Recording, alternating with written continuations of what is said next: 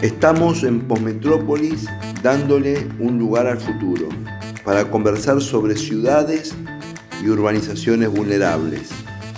¿Por qué las periferias urbanas se han constituido en espacios de segregación en América Latina? ¿Tiene el Estado latinoamericano herramientas para poder enfrentar este desafío? ¿Sirve de algo la legislación vigente? ¿Corresponde dar ese debate en sociedades que tienen otras deudas políticas? Hoy vamos a hablar sobre urbanización y ciudades con Sebastián Gueliciesco. Un nuevo capítulo de Postmetrópolis, un lugar en el futuro. Hoy con un amigo, con Sebastián Gueliciesco, con una persona con la que hemos compartido momentos juntos de negociaciones, de reflexiones, etc., para conversar un poco sobre el futuro de esta urbanización dislocada que tiene la Argentina, con la convivencia entre urbanización tradicional, zonas centrales, áreas logísticas y nuestros barrios populares, que para muchos son una anomalía, para otros son un resultado del modelo económico, y vos probablemente sos de los tipos que más lo ha estudiado, has tratado y has propuesto una solución, una visión, una solución de largo plazo, que hoy es política pública y sobre la que queremos conversar. No quiero decir que sos el padre del RENAVAP porque es una construcción colectiva, pero sí que tuviste un rol muy importante en su diseño, en su implementación y en sus primeros pasos. ¿Desde dónde viene ese impulso por las ciudades más cohesionadas? Contanos algo de tu historia. Bueno, Fabio, gracias por invitarme a este espacio, lo súper valoro, y por darnos a todos la posibilidad, con los invitados que has tenido, de meternos a fondo en los temas. Mira, yo soy economista y desde muy temprana edad me interesa el desarrollo de las personas, el desarrollo humano de las comunidades. Me volví economista por eso, pero hubiera hecho lo mismo en mi carrera si hubiera sido arquitecto, abogado. Me parece que hubiera caído al mismo lugar.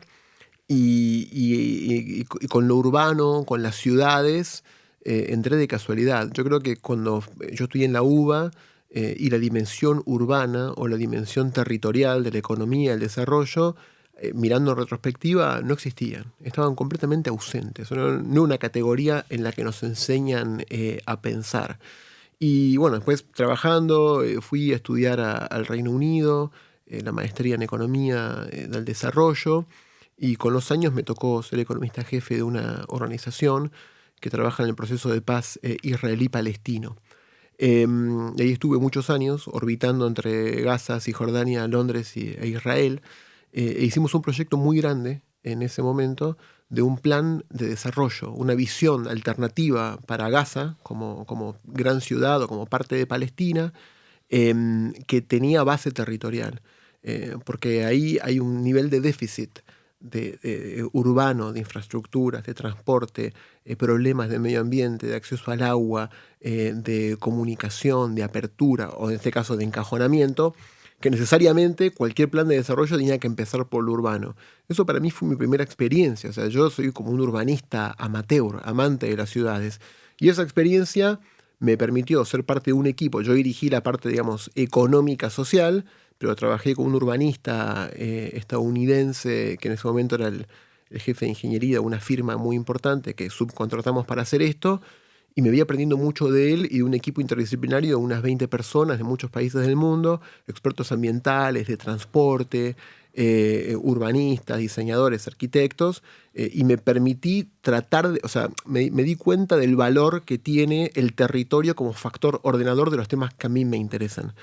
Sean la cohesión social, los resultados educativos, de salud, del comercio, la generación de empleo. Entonces, eso a mí me hizo pensar en las ciudades. Me interesan las ciudades como punto de entrada, no como una cosa en sí misma. Me interesan las ciudades y me intereso el urbanismo y me interesa la arquitectura porque me interesan las personas, las comunidades y los sistemas naturales. Así que no me considero una autoridad en la materia, ni mucho menos. Soy un economista curioso que respeta mucho y le gusta mucho trabajar con gente que piensa las ciudades. Yo me imagino cuando vos estabas ahí entre Gaza, Cisjordania, Israel, Londres, etcétera, que pensabas en Argentina. Todo el tiempo. Y pensabas ya, esto es parecido a, esto tendríamos que hacer. Ese disparador, o sea, vos ahí empezaste a pergeñar la idea de, che, nosotros con los barrios populares tendríamos que hacer. Ahí empieza esta historia. Bueno, un poco, sí, todo el tiempo estaba la referencia. Yo soy de...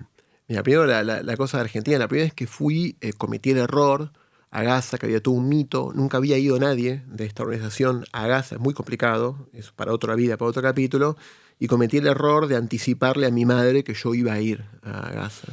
Entonces, bueno, se quemó no sé cuántas velas, rosario, rezó, santo, todo, para que no me pase nada.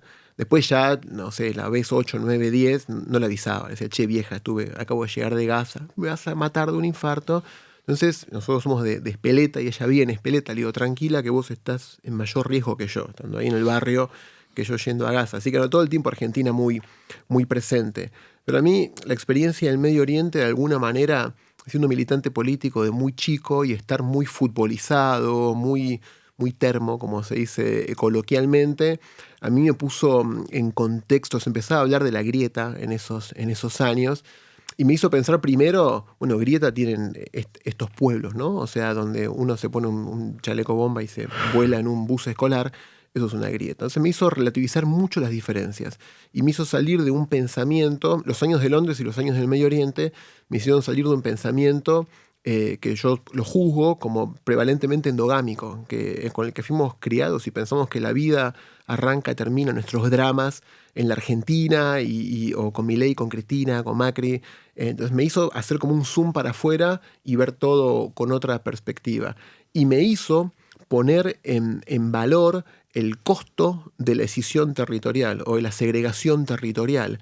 El Medio Oriente es un lugar con un potencial realmente espectacular que está subutilizado esencialmente porque hay muchas divisiones físicas entre los territorios.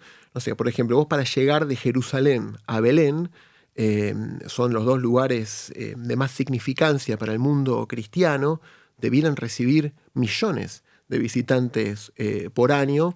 Por ejemplo, a Belén, en un año bueno quiere decir no hay conflicto, no hay guerra, la gente no tiene miedo, va 1 millón de personas al sitio del nacimiento de Jesús. 15 millones. Pero al santuario de la Virgen de Lourdes en Francia van 5 millones, digamos, sin desmerecer la aparición de la Virgen en ese lugar. Pero ¿por qué no van 15 millones de personas? ¿Por qué no van 30 millones de personas? O sea, hay un montón de potenciales que están dados. Es muy difícil llegar, hay barreras, hay checkpoints, está todo muy intrincado, es un lugar incómodo de estar, incómodo de moverse, y esa escisión territorial te hace performar o te hace una performance peor en términos económicos, de transporte, de comercio, de turismo, la movilidad de personas, de bienes. Además, ahí hay restricciones a la movilidad de capitales, digamos. Es todo muy, muy complicado y comprendí que hay un costo social en la segregación territorial y que hay un valor social en la integración territorial. No solamente de ciudades, sino de eso, insisto, de flujos de cosas que van de A a B, de gente que se mueve. Una ciudad integrada puede realizar su potencial. Una ciudad segregada no puede realizar su potencial. En ese momento, una persona que después se volvió un amigo, yo no lo conocía, lo conocí de casualidad en una charla que nos presentan amigos en común, que es Mario Quintana, él era vicejefe de gabinete de ministros. Él me cuenta que estaban con esta vocación, de empezar con el primer relevamiento de Argentina de barrios informales, cosa que nunca se había hecho, y me cuenta un poco una protoidea que había. Y bueno, al estilo de él, yo después lo conocí, tenemos una charla larga, y me escribe un mail a los 2-3 días, y me dice, bueno, me encantó todo lo que hablamos, me había pedido que le mande unas reflexiones por correo, y yo se las mandé como quien se vuelve a la casa en Londres a seguir trabajando. Me dijo, me encanta esto, está muy en línea con lo que estamos pensando, está todo por armarse, déjate de joder que haces allá tantos años, volvete y demos esta batalla juntos de la jefatura y vamos a ver qué pasa. Y con un enorme grado de inconsciencia, porque la verdad que no lo conocía, había tenido una charla, ni siquiera pertenecía, o sea, era amigo de un amigo, y 2 llamadas por teléfono esa semana de media hora en el tiempo que él tenía en la gestión. Después comprendí lo ocupado que estaba. Decidimos con mi esposa volver y me pareció tan potente esta vocación que digo, salga mal, salga bien. Me parecía que era una cosa que había que hacer. Volví, a los 5 días estaba en la jefatura de gabinete. Ahí pergeñamos un poco la arquitectura institucional de la secretaría que se iba a formar. En el cambio de la ley de ministerios de febrero del 18 se crea la SISU y ahí pasó a ser secretario bajo el ministerio que conducía en ese momento Carolina Stanley. Sí, claro. Pero no es que se me ocurrió a mí la idea, o sea, ya había un grupo que se le ocurrió empezar con este relevamiento y siempre se quiso hacer un relevamiento para conocer la problemática, para luego hacer un registro de estos barrios, para crear un programa de intervención y para crear un modo de financiamiento. Esto veía como una hoja de ruta, no estaba hecha. Y yo tuve la suerte, o sea, no soy el padre de nada, tiene muchos padres por suerte. Yo creo que la fortaleza de esta política es que fue pergeñada por el Estado, con la sociedad civil, digamos, tuvo una arquitectura institucional muy linda, muy compleja, pero para mí, mirando para atrás, ahí radicó también su institucionalidad y su sostenimiento, y yo tuve el honor de colaborar en un momento de ese dado. Argentina, en el momento de su nacimiento como nación, el debate territorial era clarísimo. Inclusive el debate sobre la organización del Estado de unitarios y federales tiene un dejo de debate territorial, digamos, ¿no? Inclusive la consolidación territorial, tan controversial vista desde hoy, pero la verdad es que la Argentina se constituye como Estado y ahí tiene amplios espacios geográficos inhabitados o con pueblos originarios donde la presencia del Estado Nacional era cero. Uh-huh. Pero hoy vuelve el debate territorial para mí en la Argentina, ¿no? El desequilibrio entre el AMBA y el resto del país, las conurbaciones, particularmente en las grandes ciudades, la irresolución del tema de los barrios populares, vuelve a poner el debate territorial y siempre aparece como crisis. ¿Por qué crees que el sistema institucional no puede tomar la agenda territorial como una oportunidad positiva y siempre tiene que aparecer como una crisis? No sé por qué, pero creo que el desafío es convertir esto, digamos, que se perciben como pasivos urbanos. Yo cuando veo estas problemáticas, además veo una oportunidad fenomenal de creación de valor. O sea, no solamente que atendiendo a la cuestión de la segregación territorial empezás a resolver lo que hoy evidentemente es un problema, sino que lo empezás a convertir en un activo. Ahora hablamos en un segundo de los barrios de origen informal. Pero bueno, yo nací en el 82 en la casa familiar, en Espeleta, a 1 cuadra de la estación, enfrente de la vía. El barrio es exactamente igual que cuando yo era chico, no cambió nada, no cambió ninguna altura de ningún edificio, todas las casas son iguales. Para mí eso es un signo de no progreso. Y hay un tren que ha mejorado bastante desde que yo era chico. Cuando yo era chico, el tren con el que yo fui a la facultad y todo era un servicio diésel, Roca, Constitución, La Plata. Yo me bajaba ahí en Espeleta, un servicio muy malo. Tenía compañeros de la facultad cuando hice el ciclo básico en Avellaneda que eran de Lanús, de Banfield, y me decían, no queremos ir a estudiar a tu casa porque tenemos que tomar el tren de la película Gandhi, me decían ellos. Ellos tenían eléctrico, que iba para allá, se movía, estaban las ventanas abiertas. Gandhi, Gandhi. Yo le decía, sos de Lanús, ¿viste? Tampoco te hagas el de Manhattan. Pero bueno, mejoró un poco, mejoró ese corredor con sus problemas. Y un lugar que está a media hora de Capital y media hora de La Plata no puede ser que tenga este sujeto de desarrollo. Ahí hay un montón de instrumentos urbanísticos que vos podrías usar para crear valor, para densificar. No te digo que haya 40 pisos, pero ¿por qué no hay planta baja más 4? Cerca de la estación de Espeleta, de Don Bosco, de Bernal, de Berazategui. O sea, es un corredor que yo lo veo y me desespera la oportunidad perdida para crear valor y densificación en lugares que están buenísimos para vivir además. Sí, con infraestructuras hechas. Sí, por supuesto, sí. Tienen asfalto, tienen servicios, están próximos, son muy agradables los lugares esos para vivir, o podrían ser muy agradables. Pero ahí juega un poco en contra de eso el imaginario por eso hay que resolver lo de los barrios populares. Dice, ¿por qué la gente se va de los barrios linderos a los barrios populares? Porque se ha construido en base a datos ciertos, pero también a un imaginario instalado, la idea de que es una vida compleja en esa convivencia urbana y resuelta. Uh-huh. Entonces, hay un beneficio en los barrios en los barrios, en la ciudad tradicional, de resolver el tema de los barrios populares, que no ha tenido una vocería, digamos. Ha sido difícil de explicar. Esto no ha ingresado al debate político. Se lo ve siempre como atender una deuda social en los barrios populares, no como mejorar la ciudad para todos. Exacto, no, y en tanto y en cuanto el que no habita la realidad del barrio popular, en la que su ciudad no le da ninguna solución, vive en un país que hace 10, 12 años que no crece, que el ingreso per cápita baja, en un contexto de alta inflación, ese ciudadano dice, de todas las prioridades que tenés, ¿me vas a ir a urbanizar la villa? ¿A vos te parece? Está, digamos, emocionalmente en contra de eso. Para mí, el caso es tan claro de que crea valor para el que vive en el barrio popular y para el que no vive en el barrio popular. Evidentemente no le estamos encontrando la vuelta de cómo comunicarlo. Hay que comunicarlo y hay que hacerlo, pero para mí el valor social es para todos. En la desintegración yo veo un gran pasivo. Fíjate que entre el año 2006 y el año 2016, como todas las ciudades del mundo crecen todo el tiempo, las conurbaciones del mundo van creciendo. Pueden crecer de manera planificada o pueden crecer de manera caótica. Las ciudades argentinas, como vos bien sabés, para mí crecen de manera más bien caótica, donde la planificación territorial no está a tope de agenda casi en ningún municipio, faltan capacidades institucionales, hay muchos intereses espurios ahí metidos. Pero entre el año 2006 y el año 2016, de todo lo que creció el área metropolitana de Buenos Aires, el uso del suelo, el 85% fue para uso residencial. Del 100%, el uso número 1 fue para urbanizaciones cerradas, o sea, los llamados countries. Y el segundo fue para barrios informales. Entonces, evidentemente hay un patrón de crecimiento en el AMBA pro-escisión, pro-segregación.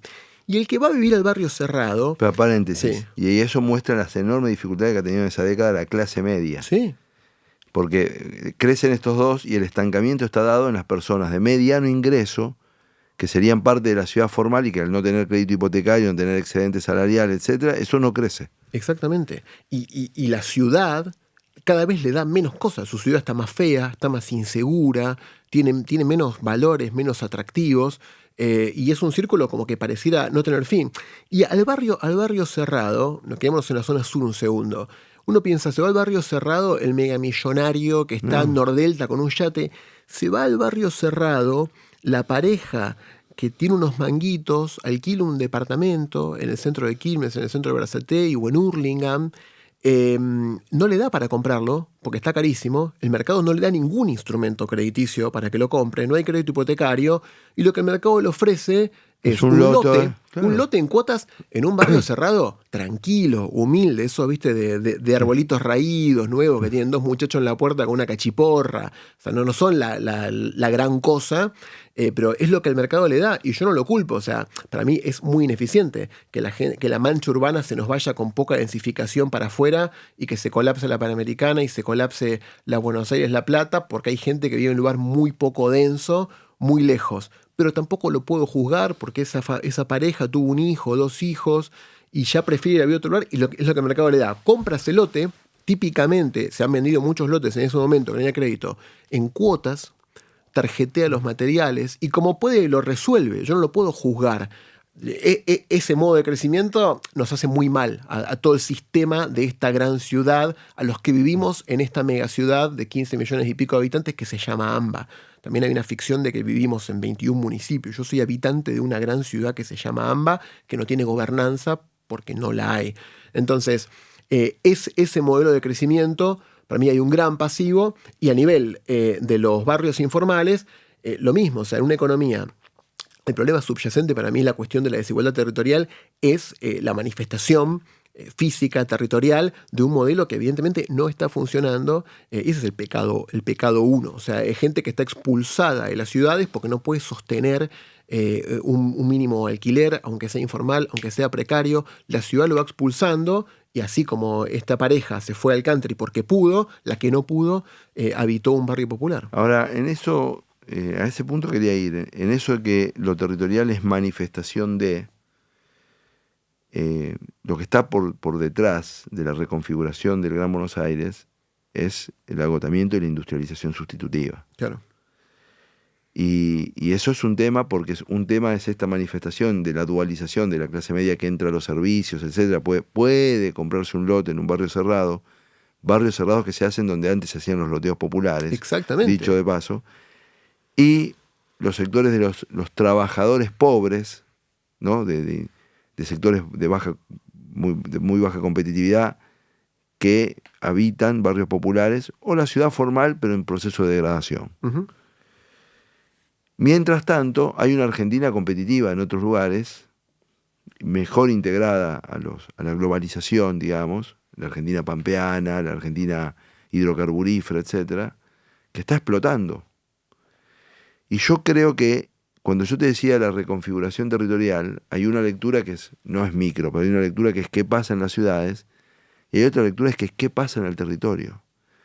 Y la pregunta es si Argentina no podría tener un programa por el cual sus ciudades medianas, ciudades de entre 20 y 100.000 habitantes, muchas de las cuales están bien servidas, etcétera, porque, entre otras cosas, porque fuimos más ricos de lo que somos, ser ciudades atractivas a una migración interna inversa, digamos. Empezar a pensar que hay generaciones que pueden tener preferencias distintas a las de las generaciones pasadas. Y eso me parece que está subreflexionado.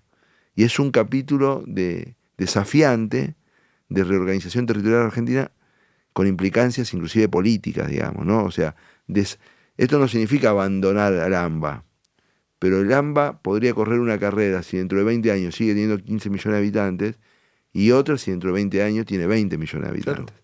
Entonces, ahí me parece que hay que poner una ficha que no está jugada, ¿no? No, por supuesto. Vos sabés que cuando estábamos trabajando en esto de Gaza, muchos en Gaza hacíamos mucho workshop y la aspiración, por mil motivos que son comprensibles, los tipos tenían la aspiración de ser autosuficientes, ¿no? O sea, en Gaza. En Gaza. Ellos querían hacer todo ahí, porque después, ¿no? Nuestros enemigos, vecinos, no nos van a mandar un maní. Que tiene un territorio como el de Capital Federal. Igual que el de La Matanza. 365 kilómetros cuadrados, la forma bastante parecida, y también tiene 2 millones de habitantes, muy parecido.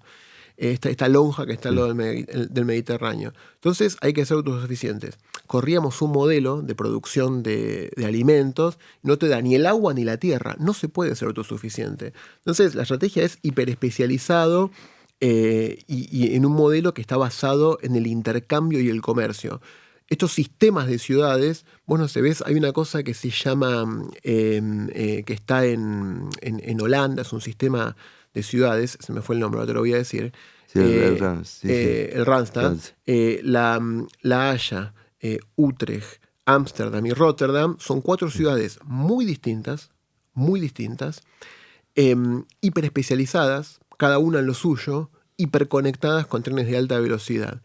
Y este amigo urbanista me decía, la ciudad siempre tuvo el mismo tamaño en la historia. La ciudad siempre fue de 1 hora. Es 1 hora el tamaño de la ciudad. La ciudad medieval amurallada 6 kilómetros.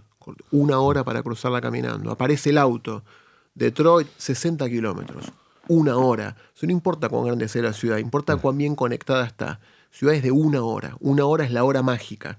Te vas de 1 hora, se vuelve ingobernable. Laburás adentro de 1 hora, olvídate de la extensión. Se contiene dentro de 1 hora, muy manejable. Estos sistemas de ciudades y la ciudad como una unidad geopolítica casi más importante que el Estado-Nación, ¿no? Entonces yo sí creo que con las transacciones, las transacciones en línea lo que hacen de alguna manera es cambiar la significación de la frontera, 100%. Que era la base del Estado-Nación. 100%. Entonces, vos lo planteás en tu libro y lo hemos charlado mucho y has escrito artículos al respecto. A mí esta idea de 100 tandiles me parece muy potente. Bueno, Tandil encontró una hiperespecialización basada en el intercambio de alta productividad. Bueno, ¿por qué hay un Tandil y no 100 tandiles? Yo creo que el AMBA, cuando vos hablas de las regiones hiperproductivas, me acuerdo que en un momento, no quiero dar muchos nombres, pero tuve un debate, yo estaba en desarrollo social, yo soy bonaerense con mente global y soy muy conurbanense, además, como culturalmente, pero siempre vuelvo a eso. Y decían, bueno, no, pero el crecimiento de Argentina va a estar dado por la recuperación de la zona núcleo, el complejo hidrocarburífero de Vaca Muerta, algunas economías regionales. Bueno, fenómeno, pero todos los muchachos y las muchachas que vienen en el AMBA, a todas esas cadenas las miran con unos binoculares pasar de lejos. No tienen nada que ver con su vida. Lo que decís vos, ¿no? La crisis ¿de qué labura el AMBA? Sí, los de pico y pala. ¿De qué vive? Pico y pala, ¿qué hacen? ¿Qué hacen? 30.000 puestos de trabajo, 40.000 que ocupe la economía de conocimiento, que ojalá se produzcan, pero por supuesto que bienvenidos y que yo. Nosotros precisamos 5 millones de puestos de trabajo, de personas que lamentablemente, hay que decirlo, nuestro sistema educativo en las últimas décadas nos ha venido fallando en términos de formación de personas. Sí. Y entonces ahí estamos en un problema severo, digamos, ¿no? Aunque la economía, por supuesto que si la economía se recupera mucho mejor, pero aunque la economía se recupera, ahí tenemos un tema que resolver entre una ciudad, unas infraestructuras, unas personas formadas para el modelo de industrialización sustitutiva y nuestras oportunidades en otro lado. 100%, y aparte hay como glorias o hitos pasados de los que nos enorgullecemos, pero no van a durar para siempre, porque sí, y tampoco te puedes dormir en los laureles. A veces a mí me gustan los rankings de las universidades, dicen la UBA, la mejor de América Latina, y lo festejamos como un gol, y salen los memes, eso de la tortuga con la bandera, mi país. Bueno, pero eso no va a durar para siempre. ¿O qué quiere decir ahora, no? Y está esa universidad formando para un nuevo mundo del trabajo. Lo hablamos fuera de aire, por ejemplo. El inglés en la currícula. Hoy, Argentina, yo, la empresa de la que soy socio, lo que trabajo, tenemos los equipos entre México, Bogotá y Argentina, y trabajamos en toda América Latina. Trabajamos en muchas cosas de inversión social, sostenible, algunas son tecnológicas, invertimos en muchas startups de base tecnológica que están resolviendo problemas sociales y ambientales. Tenemos un vehículo de Venture Capital en Colombia y Ecuador, damos préstamos, hacemos muchas cosas con emprendedores. Todavía en Argentina hay como una ventaja competitiva con el nivel de inglés por sobre la región. Bueno, eso se puede erosionar tranquilamente en los próximos 10 años, sin ningún problema. Sí, claro. Y los clientes cambian de proveedor, así, tuki, chau, a Colombia, a lo que sea. Vos tenés que crear esos entornos. O sea, la ciudad de Medellín le ha puesto mucho a ser una ciudad que atrae nómadas digitales. Y le invirtió mucho a la marca, a la infraestructura. Buenos Aires podría atraer feroz. Buenos Aires tiene mejores condiciones que Medellín, infinitamente. Pero debería ser el destino 1 para nativos digitales. Entonces dice, es el destino 1. Si esa competitividad está basada, hubo una pequeña discusión por un artículo que salió el año pasado, en el momento pico de la brecha, que la ciudad al blue en dólares era ridículamente barata, algunos se comió la curva de que era la mejor ciudad para nativos digitales. Bueno, se aprecia el tipo de cambio, chau, se fueron todos. Eso quiere decir que no era tan buena. O sea, ¿cuáles son los valores que tiene? Ahí se podrían hacer tantas cosas, no solo Buenos Aires. La ciudad de Buenos Aires, ni hablar, estando pésimamente conectada por donde le toca estar en el mundo, ¿no? O sea, un aeropuerto que no es que te lleva a muchos lados, es caro, es lejos, pero no importa. Aún así tiene un montón de armas para luchar y cada ciudad... Estos sistemas de ciudades los 100 tandiles, sí, el desafío es encontrar inserción en cadenas de producción globales para que estas ciudades manifiesten una identidad como la que tiene Tandil, que tiene su actividad tecnológica, y a veces las empujan 1, 2 empresas, un clúster de emprendedores. Bueno, espérate, ahí déjame que ponga un asterisco. Yo creo que porque había 40 o 50 empresas que ya tenían una relevancia significativa, porque había una cámara, porque había una política, fue Globan. Sí. O sea, no, porque hay mucha gente que cree que porque fue Globan explotó la economía de conocimiento. No. O sea, eso tienen que funcionar las inferiores, digamos, ¿no? O sea, en la economía tienen que funcionar las inferiores. Tiene 100%. Que haber gente formada, tiene que haber un mercado de capitales. O sea, la tarea gris hay que hacerla. Sí, ni hablar. Y vos mira, me hizo acordar a... imagino que la gente que escucha estos temas obviamente que le apasionan. En esa época de Londres, este amigo Chris me presentó una economista inglesa que se llama Caroline Haynes, Haynes. Ella en una época economista urbana, trabajó en la consultora KPMG y escribió un libro para KPMG que se llama Magnet Cities, como ciudades magnéticas. Y estudió 10 casos de ciudades que se habían ido al tacho, pero al tacho tocando fondo, y volvieron espectacularmente, ¿no? Entonces cuenta estos casos de ciudades que estaban para atrás. Bilbao, por ejemplo. Bilbao, son 10 casos. Y trata de trazar 7 cosas en común que han tenido para volver. Entonces dice, son magnéticas porque hay ciudades que son magnetos positivos, que son las que atraen talento, capitales, que son vibrantes. Todo el mundo quiere estar ahí. Ya todo el mundo pensará en cuáles son las ciudades magnéticas. Y hay ciudades que te expulsan. Ciudades donde la gente se quiere ir, la gente joven se quiere ir, nadie quiere estar, nadie quiere invertir, por lo que sea, o porque hay inseguridad, o porque no hay ambientes vibrantes, qué sé yo, culturales, educativos, hay degradación ambiental, no importa, lo que sea. Entonces, estas ciudades convirtieron magnetos negativos en magnetos positivos y se volvieron atractoras de capital, de talento, retención de jóvenes. Y Bilbao En una época se le decía, vos sabés, porque vos sos catalán, pero sos del barrio, Sí. le decían el Pozo, como el pozo, Sí, era su apodo. Era como lo peor, un lugar. La mayor tasa de desempleo de España. Pasó los 30. Sí. Pasó los 30. Drogadicción, suicidio. Terrorismo. Todo en contra. Y hubo una inundación Tremenda. de 3 días que cuando baja el agua en el centro histórico, Marcado el petróleo. todo podridos, una Marcado cosa el petróleo. horrible. Y los tipos dijeron, bueno, ¿qué hacemos? Iban los jóvenes, no venía nadie a invertir, o sea, todo un desastre. Hoy, el que haya tenido la suerte de ir, viajar, lo que sea, es una maravilla. Cosa maravillosa. Es una maravilla. Bueno, pero no fue por generación espontánea. Ahí hubo, que es una de las cosas que pasaron en las 10 ciudades, se formó un consorcio público-privado que trazó una hoja de ruta con las capacidades que existían y fueron pasando 2, 3 cosas que configuraron una nueva narrativa. Y hay una historia bastante interesante. Viste que ahí está el Guggenheim Bilbao. Sí. Bueno, el Guggenheim europeo se crea porque la Fundación Guggenheim había adquirido muchas obras en Europa que costaba mucho llevarlas a Estados Unidos. Costaba mucha plata sacarlas de Europa. Entonces necesitaban armar un museo en Europa para el patrimonio europeo. Y la gente de Guggenheim fue a hacer una especie de roadshow a ver ciudades. Bilbao no estaba ni en los papeles de nadie. Nunca, jamás. No había registro de que esté. Y este consorcio, que era como el Consorcio de Desarrollo Urbano de Bilbao, se tira un lance y dice, por favor que vengan, y de última van a Bilbao.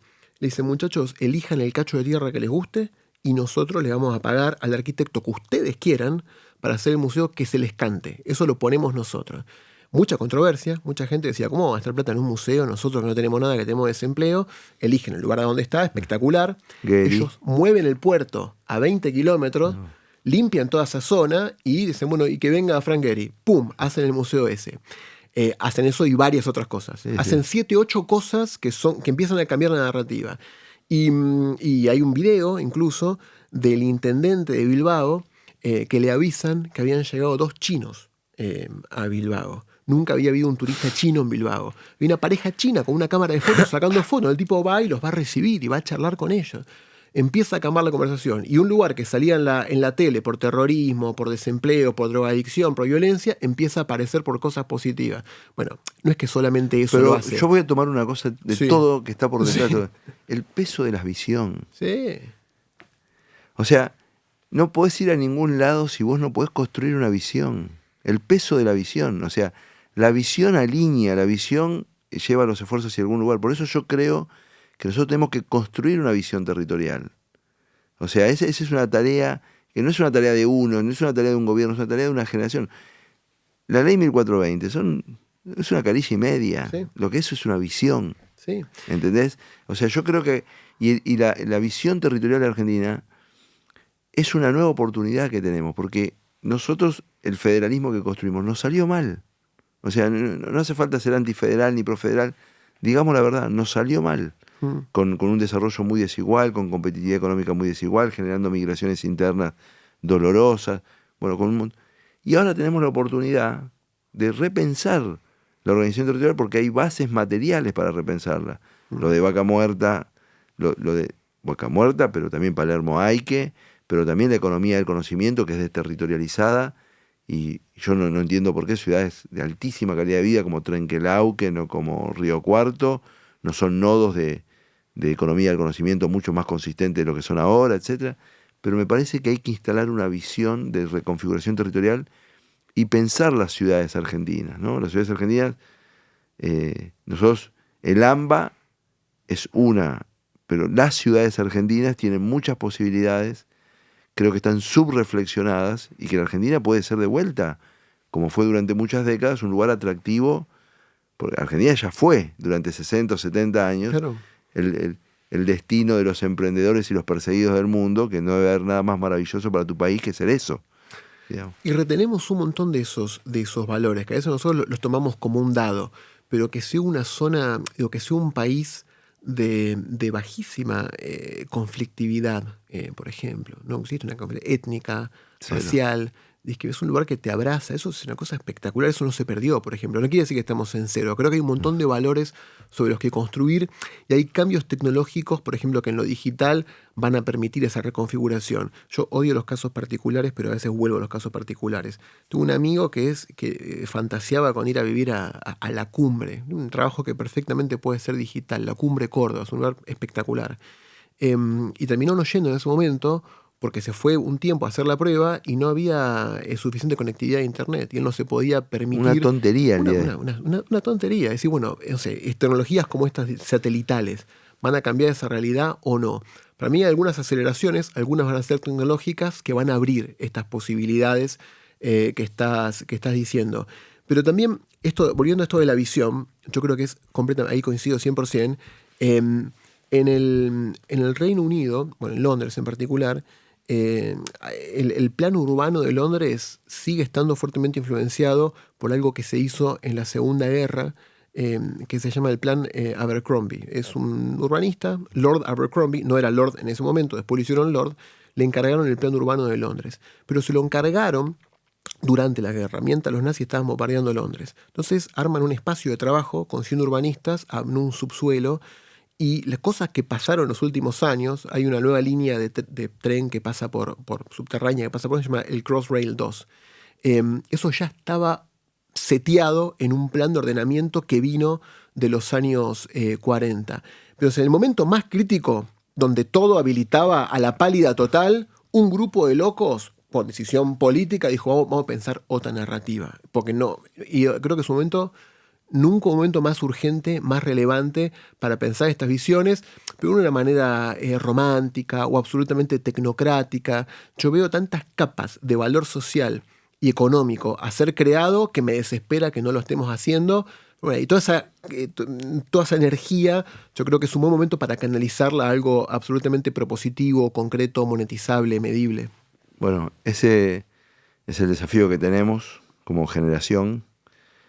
Para mí ha sido un gusto enorme que nos hayas visitado en Postmetrópolis. El tema nunca más, el título del podcast nunca más adecuado a esta conversación.